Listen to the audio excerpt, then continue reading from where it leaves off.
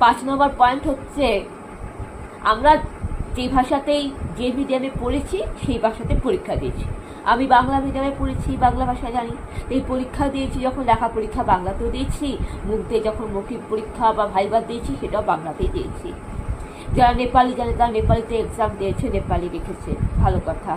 যারা রাজবংশী জানে, অনেক জায়গায় কোচবিহার সাইডে বা কলকাতা সাইডে রাজবংশী ভাষায় পরীক্ষা দিয়েছে, সাঁওতালি ভাষায় পরীক্ষা দিয়েছে। যারা ইংলিশ মিডিয়ামে পড়েছে তারা ইংলিশ মিডিয়ামে ইংলিশে ভাইবা দিয়েছে, ইংলিশে ইন্টারভিউ দিয়েছে, ইংলিশে পরীক্ষা দিয়েছে। কিন্তু সমস্যা হচ্ছে আদিবাসীদের, নন বেঙ্গলিদের।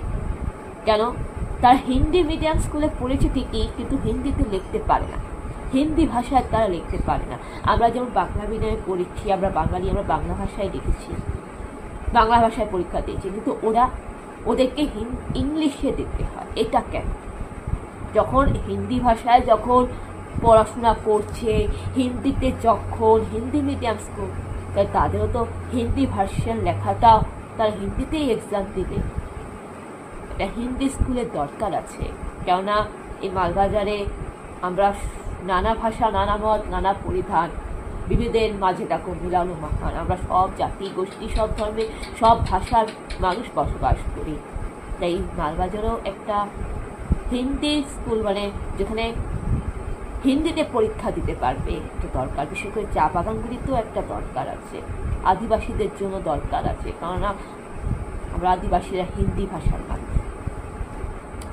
কারণ এখানে তো আর ওরাও ভাষা, কুরুক ভাষা চলবে না।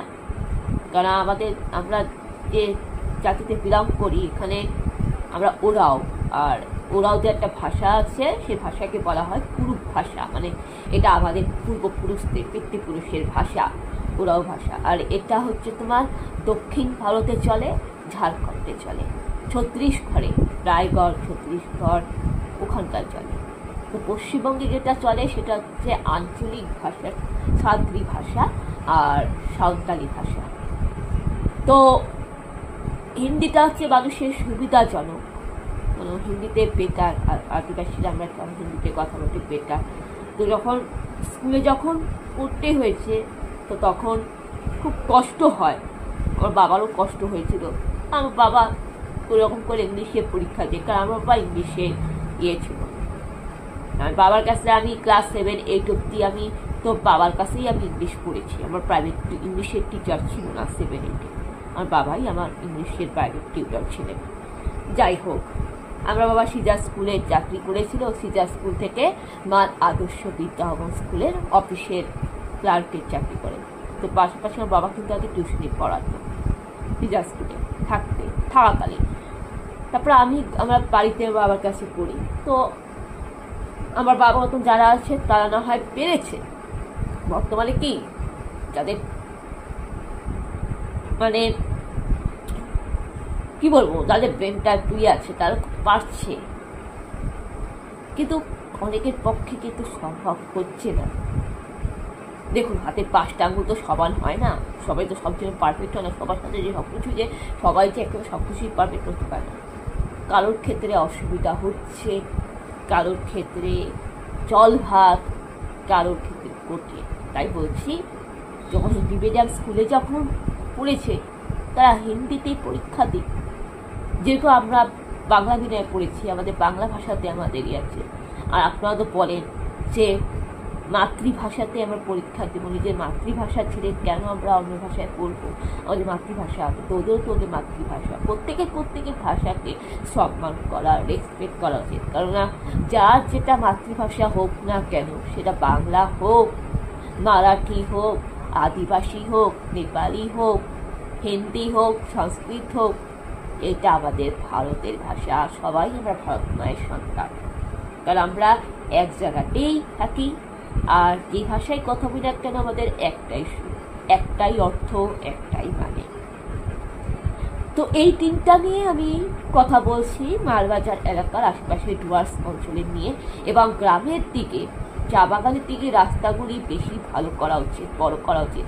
অন্তত চা বাগানগুলিতে যাতে একটা অ্যাম্বুলেন্স যেতে পারে, একটা ট্রাক যেতে পারে, একটা বাস যেতে পারে, গাড়ি যেতে পারে। সে রাস্তাগুলি, গ্রামের রাস্তাগুলি, চা বাগানের রাস্তাগুলি বড় করা উচিত।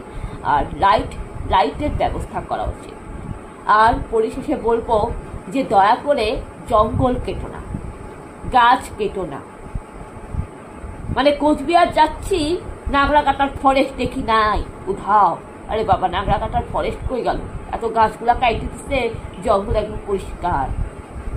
শিলিগুড়ি যাচ্ছি, গুরুমা ফরেস্টে দেখি অর্ধেক ফরেস্ট এখন। লাটাগুড়ি যাচ্ছি, লাটাগুড়ি ফরেস্টে দেখি অর্ধেক জঙ্গল কাটা। এইভাবে যদি গাছপালা কেটে দাও, তাহলে তো হাতি তো চা বাগানের থেকে মালবাজার শহরে আসবেই, বা আশেপাশে শহরে এলাকায় আসবেই। কয়েকদিন আগে দেখি একটা হাতিওয়ালা বাড়িতে ঢুকে যাচ্ছে, বাড়িতে ঢুকে তাণ্ডব করতেছে। আরে ওদের কি দোষ?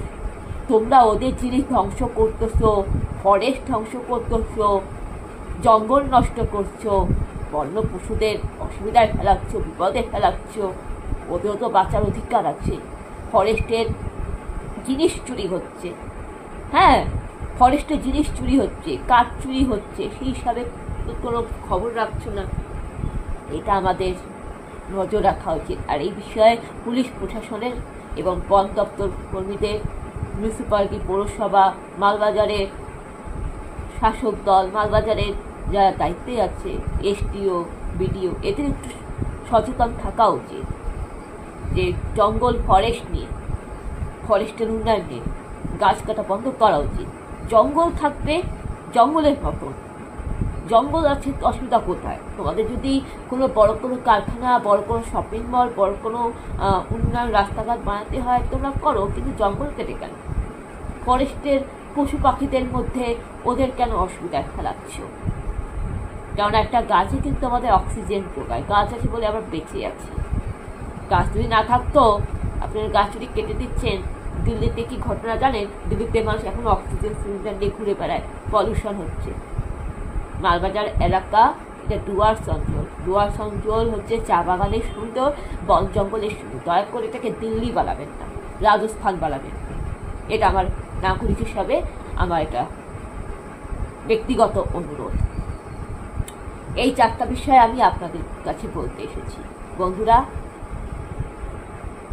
আমি এই বিষয়ে 4টা বিষয়ে আমি বলতে চাইছি মালবাজার মিউনিসিপ্যালিটিকে, পুলিশ প্রশাসনকে এবং আমাদের সরকারকে। এই 3টি বিষয়ে আমি আলোচনা করতে এসেছি। 3টি বিষয়ে আমি এটা বলছি, কেননা এই বিষয়ে যে সবাই যে দায়িত্ব যে শুধু সরকারের থাকবে, দায়িত্ব যে মিউনিসিপ্যালিটি থাকবে, দায়িত্ব যে পুলিশ প্রশাসন থাকবে, তাই নয়। আমরা তো দেশের নাগরিক, নাগরিকের কিছু মৌলিক কর্তব্য আছে। এই নাগরিক হিসাবে এটা আমার একটা বার্তা, ভারতের নাগরিক হিসাবে।